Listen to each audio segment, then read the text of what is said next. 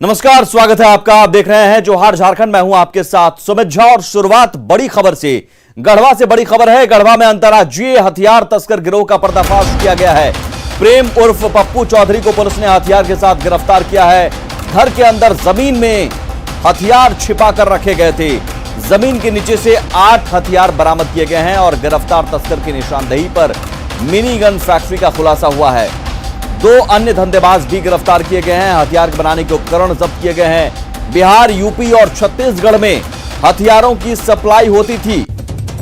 तो ये बड़ी खबर गढ़वा से, जहां अंतर्राज्यीय हथियार तस्कर गैंग का खुलासा किया गया है और जमीन के नीचे से 8 हथियार बरामद भी किए गए हैं। बड़ी संख्या में हथियार बरामद किए गए हैं और गिरफ्तार तस्कर की निशानदेही पर मिनी गन फैक्ट्री का खुलासा किया गया है। देखिए तस्वीरों में ये हथियार तस्कर गैंग का खुलासा हुआ और जिनके पास से हथियार बरामद किए गए हैं। बिहार, यूपी और छत्तीसगढ़ में हथियारों की सप्लाई होती थी।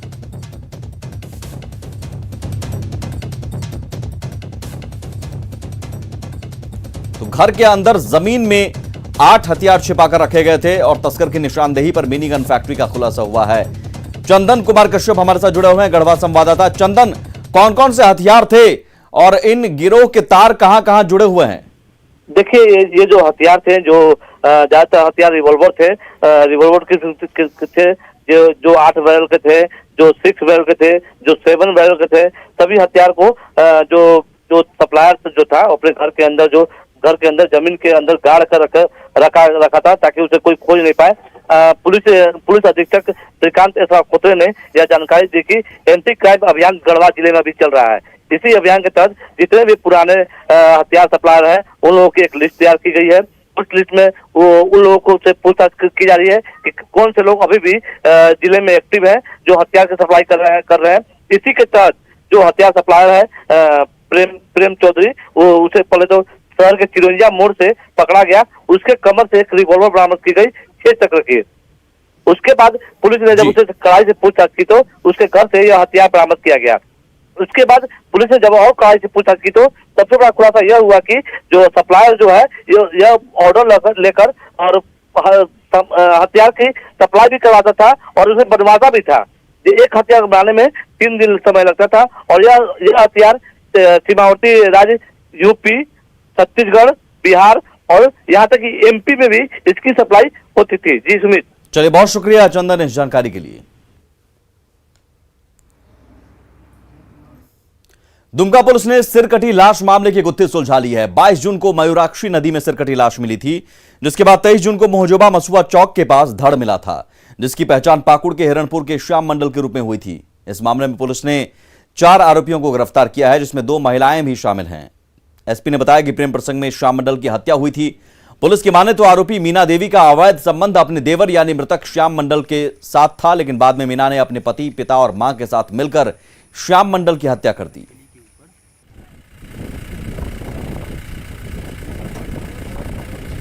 चुका गया था। तहकीकात के बाद में पता चला कि प्रेम प्रसंग का मामला था, जिसमें कि पत्नी के साथ में मृतक का संबंध था पूर्व में, और पति के द्वारा एक षड्यंत्र रच करके 4 लोगों के द्वारा, करीब उससे ज़्यादा 6 लोगों के द्वारा नदी के पास ले जा करके उसको मार दिया गया और फिर धड़ उसका अलग करके उसको साथ छिपाने के लिए नदी में फेंक दिया। बोकारो के जारंगडीह रेलवे लाइन के किनारे बड़वा बेड़ा गांव के पास रेलकर्मी अनिल कुमार का शव मिला है। अनिल कुमार रेलवे में की मैन के पद पर कार्यरत था। आज वो ड्यूटी पर निकला था, लेकिन ट्रैक पर शव मिला। फिलहाल पुलिस मामले की जांच कर रही है।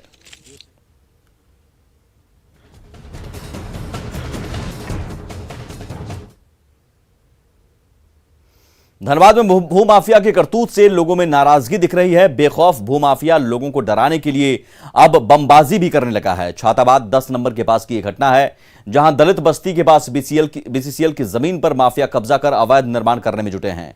अवैध निर्माण के खिलाफ गोलबंद लोगों ने जमकर बवाल काटा। दरअसल दलित बस्ती के पास बीसीसीएल ने कई साल पहले जमीन का अधिग्रहण किया था और इस जगह वृक्षारोपण किया जाना तय हुआ था, लेकिन भूमाफिया की नजर इस जमीन पर पड़ गई। बमबाजी के बाद नाराज लोगों ने अर्धनिर्मित घर की दीवार को तोड़ दिया और पूरे मामले में शामिल पार्षद मासूम खान के खिलाफ कार्रवाई की मांग की। साथ ही अवैध खरीद बिक्री नहीं रोके जाने पर आंदोलन की चेतावनी दी। हम लोग के दिक्कत है सर, यहाँ सब जब BCCL वाला जमीन सब उधर हटिया रहा है, हम लोग के लेटरिन बाथरूम जाने में सर दिक्कत हो रहा है। हम लोग के बहू बेटी कहाँ जाएगा? हम लोग के 3 पीढ़ी से सर हम लोग यहाँ रह रहे हैं, बच्चा बुच्चू हम लोग के बहू बेटी कहाँ जाएगा? और वो लोग है दलाल लोग है, सब बेच के जमीन सब घर बना रहा है सर। तो कुछ समय से ये हो रहा है कि बाहर के लोग आके घर बना रहे हैं यहाँ पे, वो खाली वाला जगह में। तो कुछ लोग जो है वो वहाँ पे भू माफिया का काम कर रहे हैं, जो दलाली वहाँ कमा रहे BCCL के ज़मीन में और सभी को बसा रहे हैं। तो हम लोग ये चाहते हैं कि वो काम रोका जाए और ये जगह को खाली रखा जाए, ताकि हम लोग भविष्य में वहाँ पेड़ वगैरह लगा के कुछ वातावरण के लिए कुछ काम कर सके। गोड्डा में अनीमिया मुक्त फेलो के लिए नियुक्ति में गड़बड़ी के आरोप लग रहे हैं। इसमें वैसे कैंडिडेट को नौकरी दी गई जिन्हें फर्स्ट लिस्ट में रिजेक्ट कर दिया गया था। आरोप है कि रांची के रोहित राय को नौकरी दी गई, वो इस पद के लिए निकाले गए विज्ञापन की अर्हता भी पूरी नहीं करता है। विज्ञापन में हेल्थ मैनेजमेंट से जुड़ी डिग्री की शर्त रखी गई थी, जबकि रोहित के पास हॉस्पिटैलिटी एंड होटल मैनेजमेंट की डिग्री है। इसे लेकर वेटिंग में रखे गए अभ्यर्थी तनवीर ने RTI के तहत सूचना मांगी तो उसे सूचना भी नहीं दिया गया। जो उसके बाद सेकेंड लिस्ट में उन्होंने जो आपत्ति का लेटर निकाला बीच में कि किसी को आपत्ति अगर होता है तो वो फॉर्म जमा करते हैं, तो फिर जाके दिखाते हैं कि किसी को कुछ और करना है तो कीजिए। तो उसमें वो सेकेंड लिस्ट जब निकाला तो फर्स्ट लिस्ट में जिस लड़के को पहले due to not eligible qualification criteria के हिसाब से जिसको पहले कैंसिल किया था, उस लड़के को उन्होंने मेंशन किया कि चौथे लिस्ट में इसको भी, मतलब सेकेंड लिस्ट में इसको सिलेक्शन किया जाए। तो उसको सिलेक्शन करने के बाद उसका जो क्वालिफिकेशन था वो क्वालिफिकेशन ही उस बंदे के पास नहीं है जो मांगा गया है एसेंशियल और डिज़ायरेबल में, वो उसके पास वो क्वालिफिकेशन नहीं। आप यहाँ पे देखेंगे इसमें साफ साफ मिनिमम क्वालिफिकेशन और डिज़ायरेबल मांगा गया है क्या क्या है। तो इस बेसिस पे उस बंदे के पास है नहीं डिज़ायरेबल, क्योंकि उसके पास हॉस्पिटैलिटी एंड होटल मैनेजमेंट का है और साथ में उन्होंने MA सोशल इंटरप्रेन्योरशिप में किया है, जबकि इसमें मांगा गया था या तो सोशल स्टडीज़ हो या हॉस्पिटल मैनेजमेंट से रिलेटेड हो, और डिज़ायरेबल में भी वही था MBA इन हॉस्पिटल मैनेजमेंट या PGDHM post graduate diploma in hospital management. जो रिक्वायरमेंट होता है जिस चीज़ के लिए उनका सिलेक्शन हो रहा था, अगर वो कुछ हद तक भी अगर उसको छूते हैं, अगर उसको जो अर्हताएं होती हैं उनके पास होती हैं, तो उनको सेलेक्ट करने पे ही हम ये करते हैं, विश्वास करते हैं, ना कि उनको रिजेक्ट करने पे। इस संबंध में आपको मैं ये भी बता दूं कि जहां तक मैं इस चीज़ को रिकॉल कर पा रहा हूं कि जिस लड़के का सिलेक्शन हुआ है उसके जो ग्रेजुएशन का जो मार्कशीट है उसमें कोई सब्जेक्ट ऐसा हुआ होगा, ऐसा रहा होगा जो कि जो अर्हता वाला जो चीज़ है उसको फुलफिल करता था, उसी बेसिस पे उसका सिलेक्शन हुआ होगा। जमशेदपुर के जुगसलाई में एक शख्स ने अपनी बेटी के साथ ट्रेन से कटकर सुसाइड कर लिया। सुसाइड से पहले प्रीतपाल सिंह सैनी ने सुसाइड नोट लिखा और अपने भाई परमजीत सिंह की फोटो पर हत्यारा लिखकर ट्रेन से कटकर सुसाइड कर ली। प्रीतपाल टाटा स्टील कंपनी में काम करता था, लेकिन वो अपनी बड़े भाई की हरकत से परेशान था। आरोप है कि उसका भाई उसकी पत्नी के साथ रेप करता था। इसे लेकर बिष्टुपुर थाने में केस भी दर्ज कराया था, लेकिन बड़ा भाई परमजीत प्रशासन और नेताओं में पहुंच के कारण गिरफ्तार नहीं हो सका। प्रीतपाल का आरोप था कि केस वापस लेने के लिए कई मंत्रियों के भी फोन उसके पास आते थे, जिसके जरिए अनुचित दबाव दिया जाता था। उसे परेशान होकर बेटी के साथ उसने सुसाइड कर लिया। रेलवे फाटक के पास शाम में करीब 7:30 बजे सूचना मिली, एक पुरुष और एक महिला है वो ट्रेन से जाकर के कट गई है। ये सूचना पर हम लोग गए हैं, तो वहाँ पे एक पुरुष जिनकी पहचान बाद में प्रीतपाल सिंह के रूप में हुई है और उनकी पुत्री जसमीत सैनी के रूप में हुई है। जुगसलाई थाना प्रभारी ने कहा कि फिलहाल मामले की जांच की जा रही है, शव को पोस्टमार्टम के लिए भेज दिया गया है। रांची के बीजेपी ऑफिस में पार्टी के प्रदेश कार्य समिति की बैठक चल रही है। आज की बैठक में झारखंड सरकार के 1.5 साल के कामकाज की समीक्षा की जाएगी। साथ ही झारखंड में बीजेपी के मजबूत करने की बीजेपी को रणनीति पर भी चर्चा होगी। आज की बैठक में कुल 4 सत्र होंगे। बीजेपी कार्य समिति की बैठक में पार्टी के राष्ट्रीय महामंत्री CT रवि, प्रदेश प्रभारी और सांसद दिलीप सैकिया, सह प्रभारी और सांसद सुभाष सरकार, राष्ट्रीय उपाध्यक्ष और पूर्व CM रघुवर दास, केंद्रीय मंत्री अर्जुन मुंडा, राष्ट्रीय उपाध्यक्ष और सांसद अन्नपूर्णा देवी, राज्यसभा सांसद और प्रदेश अध्यक्ष दीपक प्रकाश, नेता विधायक दल बाबूलाल मरांडी, संगठन महामंत्री धर्मपाल सहित पार्टी के पदाधिकारी मौजूद हैं। संगठन के सभी उच्च लोग आज इस मंच पर बैठे हुए हैं। राष्ट्रीय महामंत्री, 2 महामंत्री हैं, 3 मुख्यमंत्री बैठे हुए हैं। प्रदेश अध्यक्ष की अध्यक्षता में ये बैठक चल रही है और हम आने वाले समय का रोड मैप तैयार करेंगे। इस सरकार के खिलाफ हम पूरी तरह से रोड मैप तैयार करेंगे माननीय प्रदेश अध्यक्ष जी की अध्यक्षता में आज इस कार्य समिति बैठक के माध्यम से, और आने वाले समय में किस तरह से भारतीय जनता पार्टी का एक कार्यकर्ता पूरे ऊर्जा के साथ, पूरे ताकत के साथ आंदोलन को खड़ा करेगा, इसकी चर्चा करेंगे। नेशनल डॉक्टर्स डे पर झारखंड कांग्रेस ने रांची के सदर अस्पताल में डॉक्टरों को सम्मानित किया। इस मौके पर प्रदेश कांग्रेस ने डॉक्टरों के त्याग, बलिदान, समर्पण और सेवा को सलाम करते हुए कहा कि कोरोना संक्रमण काल में जब अपनों ने साथ नहीं दिया तब डॉक्टरों ने लोगों के जीवन बचाए।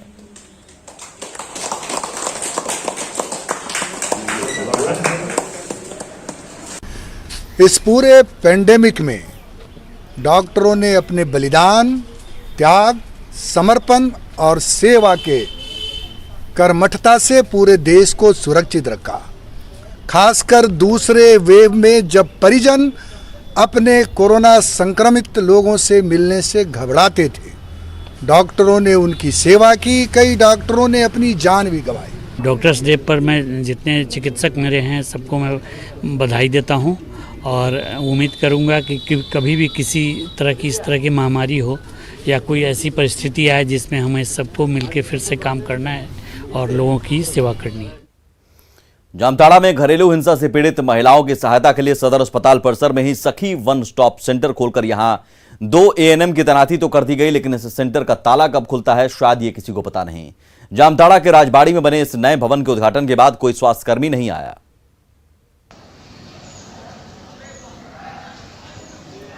घरेलू हिंसा से पीड़ित महिलाओं के लिए जामताड़ा में वर्ष 2019 में तत्कालीन मंत्री झारखंड सरकार के श्रीमती लुइस मरांडी जी के द्वारा वन स्टॉप सेंटर बनाया गया था, जो अभी तक वर्तमान में ताला लगा हुआ है। पुनः फिर एक बार वो करोड़ों की लागत से बनाया गया, लेकिन अभी भी वो जो है विभाग को सुपुर्द नहीं किया गया है। तो मैं जिला प्रशासन से मांग करता हूँ इसे जल्द से जल्द चालू किया जाए। सखी वन स्टॉप सेंटर भवन हमारा तैयार है। पूर्णता प्रमाण पत्र विशेष प्रमंडल के द्वारा नहीं उपलब्ध कराया गया था, अभी वर्तमान में उपलब्ध करा दिया गया है और बहुत जल्द उसमें संचालित कर दिया जाएगा। झारखंड विधानसभा के अध्यक्ष रविंद्र नाथ महतो का विधानसभा क्षेत्र नाला स्वास्थ्य के मामले में बेहद पिछड़ा है। नाला सामुदायिक स्वास्थ्य केंद्र को व्यवस्था का शिकार बना हुआ है। मरीजों का इलाज मनमाने ढंग से यहां के कर्मी और डॉक्टर करते हैं। यहां दिए जाने वाले खाने को लेकर भी लोग सवाल कर रहे हैं। वहीं इस पूरे मामले पर जिले के डीडीसी ने मामले की जांच कर कार्रवाई की बात कही है। उनको पौष्टिक और सुरक्षित ताज़ा भोजन उनका जो है मिलना है, और इस संबंध में जो आपके माध्यम से मेरे पास शिकायत आई है, मैं इसकी जांच करा करके जरूरत पड़े तो औचक निरीक्षण करा करके कार्रवाई की जाएगी। जमशेदपुर के MGM अस्पताल में सीटी स्कैन मशीन पिछले 7 से 8 महीने से खराब पड़ी है। अस्पताल में हर दिन 7 से 8 मरीजों को सीटी स्कैन की जरूरत होती है, लेकिन मशीनें खराब होने से उन्हें अस्पताल के बाहर से जांच करानी होती है। ऐसे में जहां 800 में काम हो जाता था, वहीं इस जांच के लिए उन्हें 4000 रुपए तक खर्च करने पड़ते हैं। वहीं अस्पताल उपाधीक्षक ने जल्द ही सीटी स्कैन मशीन के ठीक कराए जाने का भरोसा दिया है। हॉस्पिटल आया था, बट मेरा पेट खराब था बहुत दिन से। सीटी स्कैन कराने के लिए डॉक्टर ने कहा था, पर यहाँ पे सीटी स्कैन ही खराब है तो मैं थोड़ी सी मुश्किल में हूँ, और यहाँ से थोड़ा कम खर्चा होता है तो मैं सोच रहा था यहीं से करवा लेता। अब बाहर से करवाना पड़ेगा जो कि थोड़ा कॉस्टली पड़ता है। वो जो पहले मेडिसिटी के द्वारा इसका रिपेयरिंग किया जाता था, तो सरकार ने मेडिसिटी पे रोक लगा दिया, जिस कारण से भी हो तो मेडिसिटी ने रिपेयर करना बंद कर दिया। उसके बाद हम लोगों ने जो जिस कंपनी का है उस कंपनी को चिट्ठी लिखा है, उन लोगों ने जवाब दिया है, लेकिन लॉकडाउन के कारण वो लोग आ नहीं पा रहे हैं। जब उसके सर्विस इंजीनियर आएंगे देख करके एस्टीमेट देंगे और उसके बाद बन जाएगा। माइका की चमक बिखेरने वाले शहर कोडरमा में माइका निकालने पर रोक है। इसके बावजूद जंगली क्षेत्रों में बड़े पैमाने पर माइका निकाला जा रहा है। जिले के कई माइका फैक्ट्री में अवैध भंडारण को लेकर जिला खनन टास्क फोर्स लगातार छापेमारी कर रहे हैं। अब तक 10 माइका फैक्ट्री में छापेमारी कर सैकड़ों टन माइका, फ्लेक्स और डस्ट को बरामद कर फैक्ट्री सील कर विभागीय कार्रवाई की गई है।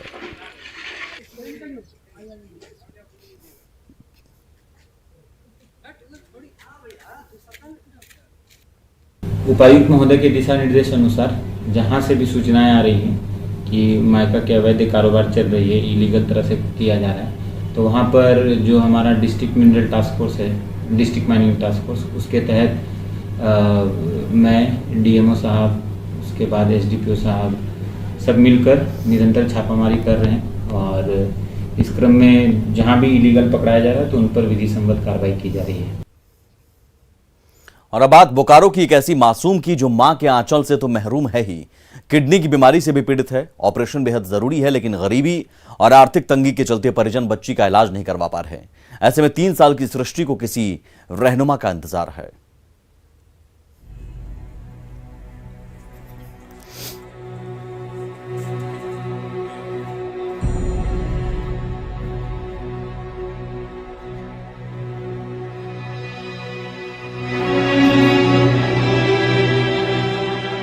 खाट पर पड़ी ये मासूम बच्ची 3 साल की है। नाम है सृष्टि। 2 महीने पहले मां की ममता का साया इसके सिर से सदा के लिए हट गया।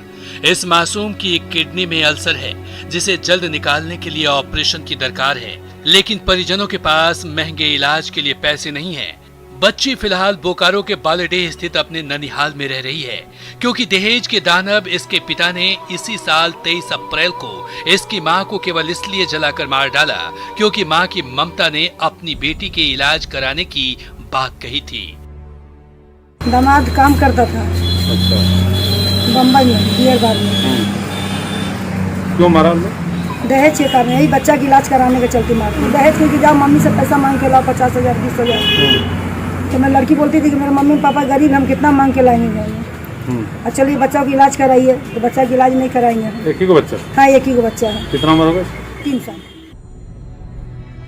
हालांकि सृष्टि का प्रारंभिक इलाज रिम्स में भी चल रहा है, लेकिन 3 महीने से बीमार इस मासूम को किसी रहनुमा का इंतजार है ताकि जल्द इसका सफल ऑपरेशन हो सके।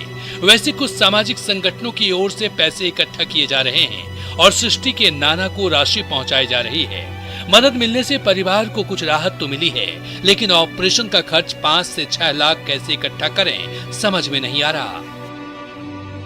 21,000 रुपये का चेक हम लोगों ने पीड़ित के नाना को सौंपा है ताकि इलाज जो है वो स्टार्ट हो पाए, और इसके बाद भी हम लोग लगे हुए हैं कि और भी ज़्यादा रकम व्यवस्था करें। और पीड़ित बच्ची जो है सृष्टि है वो हमारी ही बच्ची है।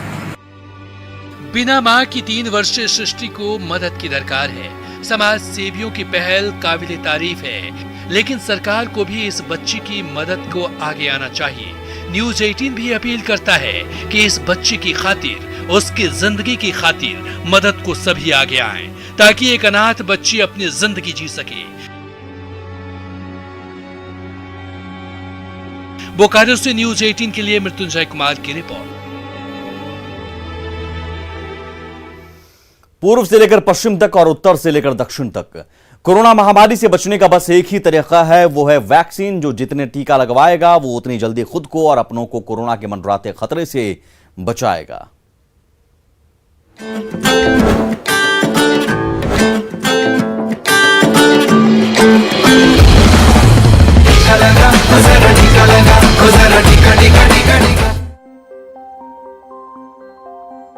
महामारी इंसान का रंग रूप नहीं देखती, ना ही देखती है अमीरी और गरीबी का फर्क। इसलिए कोरोना वैक्सीन की 2 खुराक हर इंसान के लिए बेहद जरूरी है। ओडिशा के रायगढ़ में रहने वाले आदिवासियों को भी इन दिनों यही बात समझाई जा रही है, और इस नेक काम में मंत्री से लेकर जिले के आला अधिकारी तक एक किए हुए हैं।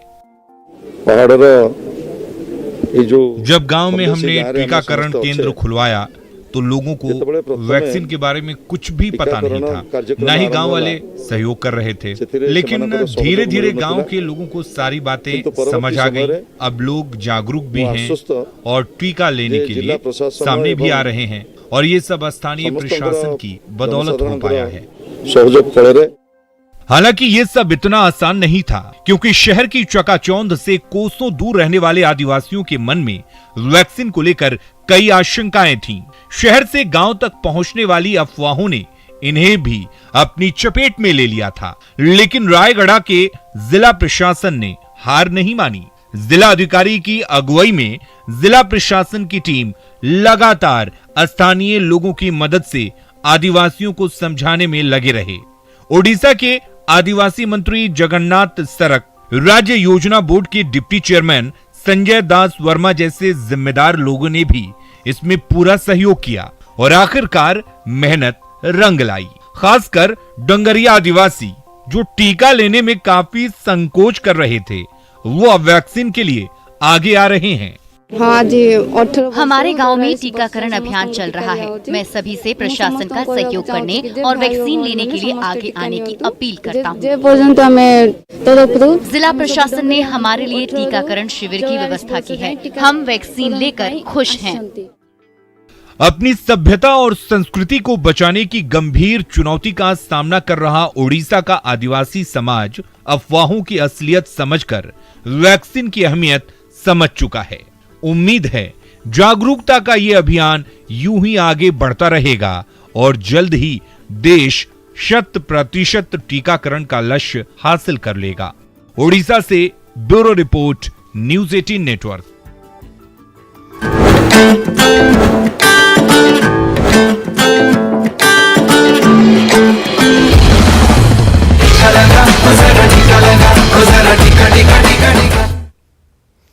कोरोना की इस महामारी में जिंदगी और मौत के बीच अगर कोई है तो वो हैं डॉक्टर्स, जिन्हें अपनी जान की भी परवाह नहीं। इसलिए हम सब का भी फर्ज है उनका आभार जताना।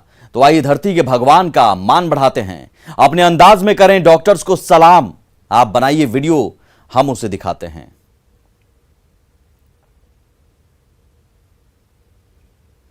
खबरें अभी और भी हैं, लौटते हैं बस थोड़ी ही देर में।